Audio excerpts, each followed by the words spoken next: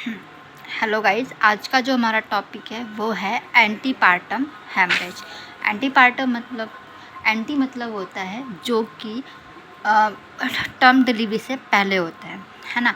यानी कि antepartum haemorrhage, anti मतलब पहले, यानी कि जब हमारा जेस्टेशन पीरियड चल रहा होता है, जब हम प्रेग्नेंट होते हैं, डिलीवरी होने से पहले वाले पीरियड को हम क्या नाम देते हैं? Antepartum haemorrhage. ठीक है। अब हेमरेज मतलब क्या होता है? ब्लीडिंग होता है। ठीक है। अब हम बात करेंगे any amount of bleeding from और into the genital tract after period of viability. Period of viability जो कि कितना होता है? 20 से 28 वीक का जो पीरियड होता है उसे हम क्या नाम देते हैं? Period of viability, but before the birth of the baby. ठीक है। यानी कि एंटीपार्टम हेमरेज क्या होता है कि ब्लीडिंग हो रही है हमारी से 28 वीक के बाद, जो ब्लीडिंग हो रही है वो हमारी एंटीपार्टम हेमरेज के अंदर आती है, बट बेबी की भी डिलीवरी नहीं हुई है जी, इसलिए हम इसको एंटीपार्टम बोल रहे हैं। ठीक है। कॉजेज़ क्या हैं, क्या क्या कारण है हमारे एंटीपार्टम हेमरेज के? मेनली दो कारण है, एक होता है प्लेसेंटल कॉज और दूसरा है हमारा फीटल कॉज। ठीक है। प्लेसेंटल कॉज में क्या होता है? अब्रुप्शो प्लेसेंटा और प्लेसेंटा प्रीविया। तो प्लेसेंटल कॉज में क्या आते हैं? अब्रुप्शो प्लेसेंटा और प्लेसेंटा प्रीविया। प्लेसेंटा प्रीविया मतलब क्या होता है? प्रीविया मतलब पहले या फिर बाद में। प्लेसेंटा प्रीविया प्लेसेंटा प्रीविया का मतलब क्या होता है? नॉर्मली जो हमारी प्लेसेंटा होती है वो कहाँ अटैच होती है? Upper side of uterus body, मतलब यूट्रस की अपर पोल में या फिर अपर यूट्राइन सेगमेंट में होती है। लेकिन प्लेसेंटा प्रीविया के अंदर क्या होगा कि जो हमारी प्लेसेंटा होगी वो कहाँ होगी? लोअर साइड पर प्रेजेंट होगी। प्लेसेंटा कहाँ लोकेटेड होगी? लोअर साइड पर होती है। ठीक है। एक होता है अब्रुप्शो प्लेसेंटा। अब्रुप्शो प्लेसेंटा का मतलब होता है कि अब्रुप्शो का मतलब होता है सेपरेशन, यानी कि प्लेसेंटा का सेपरेशन हो जाना। ठीक है। अब इसके फीटल कॉज, फीटल कॉजेज क्या हो सकता है? वासा प्रीविया हो जा रहा है। फीटल कॉज क्या हो जाता है? वासा प्रीविया।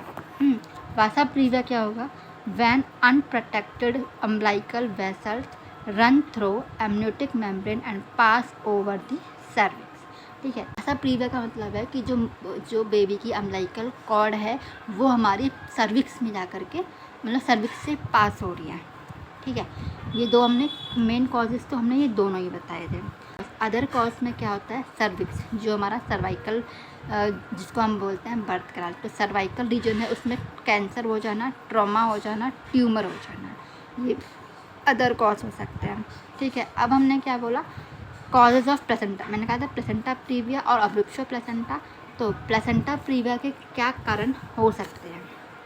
पहला कॉज है dropping down theory. Dropping down theory का मतलब क्या है कि जैसे ही फर्टिलाइजेशन हुआ, फर्टिलाइजेशन कहाँ हुआ होता है? हमारा एम्प्यूलर रीजन में, है ना। तो जैसे ही फर्टिलाइजेशन हुआ तो जो ओवम है वो हमारा तर मोस्टली कहाँ होता है? अपर यूट्राइन सेगमेंट में अटैच होता है। लेकिन उसने क्या बोला कि जो फर्टिलाइज्ड ओवम है वो क्या कर रहा है? मतलब खिसक गया है, लोअर यूट्राइन सेगमेंट में खिसक जा रहा है ना। जभी तो मैंने बोला था कि प्लेसेंटा प्रीविया के अंदर क्या था कि लोअर यूट्राइन सेगमेंट में जो प्लेसेंटा है वो कनेक्ट हुई है। दूसरा क्या था? Ciliary actions of fallopian tube. Fallopian tube में सिलियरी एक्शंस होते हैं उनका बढ़ जाना। और थर्ड वन यही दे रखा है कि पुअर रिएक्शन है किसका? डेसिडुआ का या फिर एंडोमेटेरियम का पुअर रिएक्शन होना। पुअर रिएक्शन का मतलब है कि वो प्रॉपरली इम्प्लांटेशन के लिए तैयार नहीं हुई है। ठीक है। ये मैंने क्या बताए थे? प्लेसेंटा प्रीविया के कॉजेज। अब मैंने बताया प्लेसेंटा प्रीविया के टाइप्स। प्लेसेंटा प्रीविया के टाइप्स मैंने मतलब 2020 से पहले तो 4 थे, type 1, type 2, type 3, type 4। Type 1 के अंदर क्या था कि lower lying but not cervix cover the cervix. ठीक है। तो मैंने क्या बताया? पहला पॉइंट क्या बताया था? जैसे ये मैंने डायग्राम्स के थ्रू बता रखा है, ये रहा कि फर्स्ट जो टाइप्स का जो था उसमें मैंने क्या बता रखा है कि जो हमारी प्लेसेंटा है वो लोअर सेगमेंट पे है, सर्विक्स को कवर नहीं कर रही है। ठीक है। सेकंड टाइप में मैंने क्या बोला कि जो हमारी प्लेसेंटा है वो ये हमारी सर्विक्स है, ये डॉट वाली जो है ना, ये सर्विक्स को कवर नहीं कर रही है, बट उसके कॉर्नर से टच हो रही है, ठीक है। थर्ड जो मैंने बताया वो है इनकम्प्लीट, यानी कि वो पूरी तरह, जो प्लेसेंटा है वो पूरी तरह हमारे सर्विक्स को क्लोज नहीं कर रहे, यानी कि पार्शली बोल सकते हैं, या फिर इनकम्प्लीट वो सर्वाइकल ओस को कवर कर रही है। और फोर्थ वन में क्या है कि वो पूरी तरह ही क्या कर रही है, सर्वाइकल ओस को कवर कर रही है, ठीक है। तो मैंने 4 टाइप बताए, तो यही मैंने टाइप बताए। टाइप 1 में लोअर लाइन था but not cover cervix, second में हमारा मार्जिनल था, थर्ड में इनकम्प्लीट या फिर पार्शियल, और फोर्थ वाले में कंप्लीट हो जाएगा, ठीक है। बट 2021 के गाइडलाइंस में हमने इसको 2 में क्लासीफाई किया। पहला तो ये है कि लोअर लाइन है, और जो हमने चारों बताए जैसे मार्जिन पे, कंप्लीट, इनकम्प्लीट, ये हमारा एक ही टाइप के अंदर कंसिडर किया जाते हैं। ये मैंने क्या बताया, इसके टाइप्स बताए, ठीक है। रिस्क फैक्टर क्या क्या हो सकते हैं, ये रिस्क फैक्टर क्या है हमारे प्लेसेंटा प्रीविया के, ठीक है। प्रीवियस हिस्ट्री अगर प्लेसेंटा प्रीविया की रही हो, बिग साइज़ की प्लेसेंटा है, सेक्शन-चुएट प्लेसेंटा है, बाइलोबेट प्लेसेंटा है ना, डिफेक्टिव एंडोमेट्रियम है, स्मोकिंग इन्फेक्शन है, या फिर LSCS अगर मदर की हिस्ट्री रही है तो उस केस में भी ये हमारे क्या है, रिस्क फैक्टर हो जा रहे हैं। अब्रुप्शो प्लेसेंटा का मतलब क्या है, ये रहा। अब्रुप्शो प्लेसेंटा का मतलब क्या है कि प्लेसेंटा का प्री मैच्योरली सेपरेट हो जाना, ठीक है। प्लेसेंटा का प्री मैच्योरली सेपरेशन क्या कहला रहा है, अब्रुप्शो प्लेसेंटा। इसको हम एब्लेशन भी बोलते हैं, इसको हम एक्सीडेंटल हेमरेज ऑफ प्लेसेंटा भी बोलते हैं, ठीक है। एक्चुअली में होगा क्या, अब्रुप्शो प्लेसेंटा में 2 टाइप के हैं, एक मैंने कहा कंसील्ड टाइप और एक मैंने कहा रिवेल्ड टाइप। कंसील्ड टाइप में क्या होगा, ये सेंटर से ही क्या होता है, डिटैच होता है, ठीक है। तो जो ब्लड होगा वो इसी के अंदर इकट्ठा होता रहता है। और एक दूसरा क्या था, रिवेल्ड टाइप। रिवेल्ड टाइप में मतलब कि वो हमारे मार्जिन से सेपरेट होगा, तो जो ब्लड है वो वजाइना के थ्रू बाहर निकलेगा, ठीक है। तो ये 2 टाइप के थे, कंसील्ड और रिवेल्ड। कंसील्ड का मतलब है कि सेंटर से प्लेसेंटा डिटैच होगी तो जो ब्लड है वो हमारा प्लेसेंटा और डेसिडुआ के बीच में कलेक्ट होता रहेगा, और कहाँ जाएगा, मायोमेटेरियम में अंदर जाएगा, ठीक है। क्योंकि ये मायोमेटेरियम में जाएगा तो ये क्या करता है, यूट्रस की शेप को थोड़ा चेंज कर दे रहा है, जिसको हम बोलते हैं यूट्रो प्लेसेंटल एपोप्लेक्सी या फिर काउवेरियन यूट्रस, ठीक है। और कंसील्ड टाइप में मैंने कहा था कि जो प्लेसेंटा है वो मतलब मार्जिन से, कॉर्नर से डिटैच होगी, जिससे कि वजाइना के थ्रू ब्लीडिंग होगी। और मिक्स टाइप में ये कंसील्ड और रिवेल्ड दोनों आ जा रहे हैं, ठीक है। अब इसके रिस्क फैक्टर की बात कर रहे हैं, वही है प्रीवियस हिस्ट्री है, कोकिन अब्यूज़ है, फॉलिक एसिड नहीं ले रही है मदर, थ्रोम्बोफीलिया है। थ्रोम्बोफीलिया क्या है, क्लॉटिंग फैक्टर डिसऑर्डर है, प्रेगनेंसी हाइपरटेंशन है, स्मोकिंग है, ट्विंग्स बेबी के केस में ये हो जाता है, एब्डोमिनल ट्रॉमा है, फिब्रॉइड्स हैं, पॉलीहाइड्रोमनास। हाइड्रोमनास का मतलब क्या होता है, अमनोटिक फ्लूइड होती है उसका ज़्यादा हो जाना, पॉलीहाइड्रोमनास कहला रहा है। Pre mature rupture of membrane हो जा रही है, ये क्या है इसके रिस्क फैक्टर। अब जो बात आ जा रही है वो है उसका डायग्नोस्टिक। डायग्नोसिस में कैसे करेंगे, मतलब पर वजाइनल एग्जामिनेशन कॉन्ट्राइंडिकेट है, यानी कि APH का मतलब क्या हम बता रहे थे, अब्रुप्शो प्लेसेंटा अगर है, अब्रुप्शो प्लेसेंटा अगर है तो वहाँ पे हम पर वजाइनल एग्जामिनेशन नहीं करते हैं, अल्ट्रासाउंड करते हैं, ठीक है। लेकिन डबल सेटअप एग्जामिनेशन मतलब अगर हम माइनर OT में जाके परफॉर्म कर रहे हैं तब हम यहाँ पर PV कर सकते हैं, ठीक है। अब है मैनेजमेंट। प्लेसेंटा प्रीविया के केस में क्या होता है, प्लेसेंटा प्रीविया के केस में 2 चीज़ें होती है, एक है एक्सपेक्टेड अगर ट्रीटमेंट है और एक एक्टिव ट्रीटमेंट है।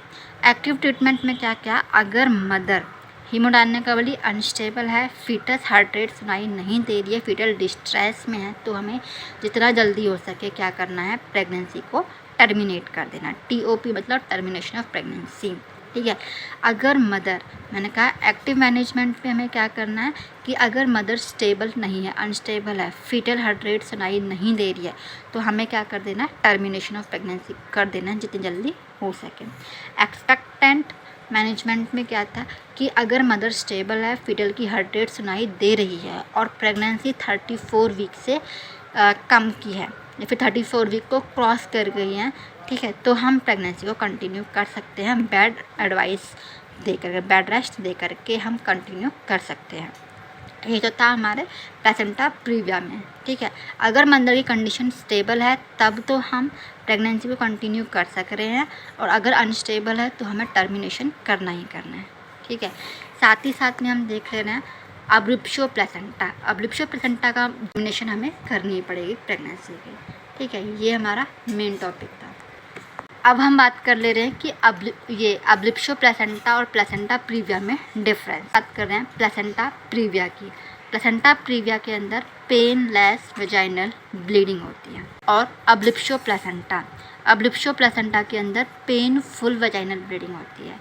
क्योंकि पेनफुल क्यों होगा? क्योंकि प्री मैच्योर सेपरेशन हो जा रहा है प्लेसेंटा का। प्लेसेंटा प्रीविया के अंदर ब्राइट रेड कलर की ब्लीडिंग होती है और यहाँ पे डार्क कलर की।